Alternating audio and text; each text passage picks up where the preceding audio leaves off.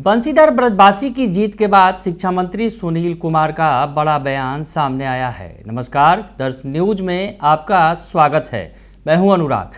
बंशीधर ब्रजवासी ने तिरहुत स्नातक निर्वाचन उपचुनाव में बड़ी जीत हासिल की।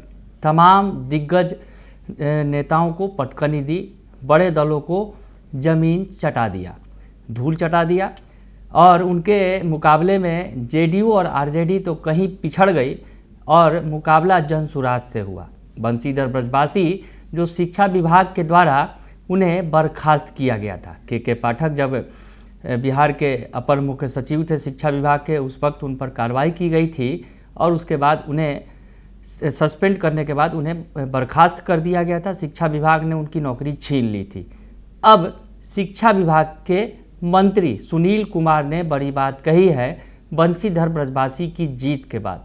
बंशीधर ब्रजवासी ने तिरहुत स्नातक निर्वाचन क्षेत्र से बड़ी जीत हासिल की है। बर्खास्तगी के बाद उन्होंने चुनाव लड़ा और जिस तरह से उन्हें शिक्षकों का अपार समर्थन मिला, कहीं ना कहीं सरकार भी सवाल के घेरे में खड़ी हो गई कि सरकार से नाराज हैं शिक्षक। क्या कुछ कह रहे हैं शिक्षा मंत्री सुनील कुमार, उनका पूरा बयान सुन लीजिए आप। इतना माननीय मुख्यमंत्री जी ने शिक्षकों के लिए किया बिहार में। आज 6 लाख से ज़्यादा संख्या है, 2 लाख से ज़्यादा 2 लाख बीपीएससी वाले क्वालिफाई किए थे, 1,70,000 से ऊपर ज्वाइन किए। अब नियोजित शिक्षकों को हम लोग सरकारी सेवक बनने का मौका दे रहे हैं, उसमें 1,50,000 से ज़्यादा नियुक्तियाँ हो चुकी हैं।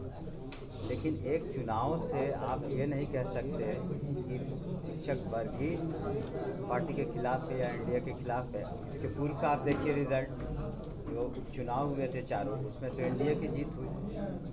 तो हाँ, ऑफकोर्स, लेकिन जो अभी स्थिति बनी है उस पर पार्टी निश्चित रूप से आत्ममंथन करेगी या समीक्षा करेगी कि क्या क्या कारण रहे और उसमें जो आवश्यक कार्रवाई करनी होगी हम लोग करेंगे। के पाठक ने हरवा दिया है क्या, क्योंकि उन्होंने ही बर्खास्त किया था बंशीधर को?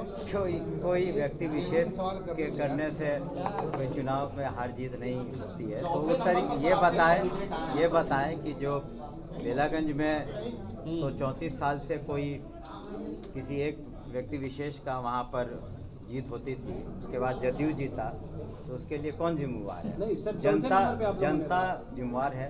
यहाँ पर जो वोटर हैं, हमने कहा कि पार्टी इसके बारे में समीक्षा करेगी कि क्या कमी रह गई थी, उसमें हम लोग और अधिक सुधार करेंगे। पर हंसी उड़ाया जा रहा था और लगातार आप लोग ही बोल रहे थे, लेकिन वो दूसरे नंबर पर आया है। आपको कम से कम पहचान दिए हैं। देखिए, जब जनता मालिक है, किस वक्त क्या निर्णय लेगी उस पर निर्भर करता है।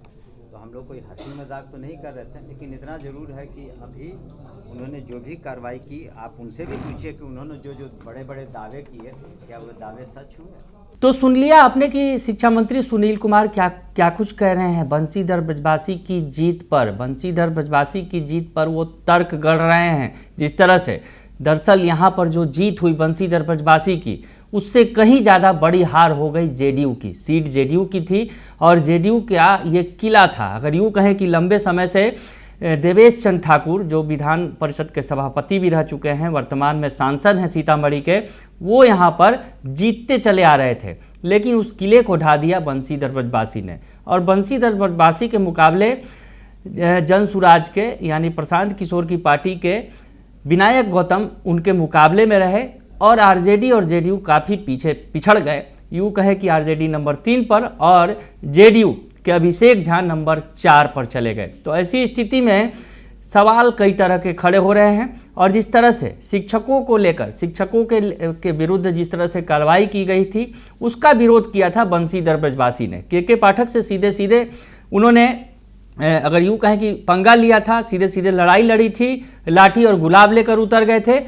तो वो तमाम चीज़ें जो देखने को मिली थी और उसके बाद जिस तरह से बंशीधर ब्रजवासी की जीत हुई, कहीं ना कहीं सवालों के घेरे में ये खड़ा होता है कि आखिर सरकार ने जिस तरह से शिक्षकों के साथ जो व्यवहार किया, उसका नतीजा उसे तिरहुत स्नातक निर्वाचन उपचुनाव में भुगतना पड़ा।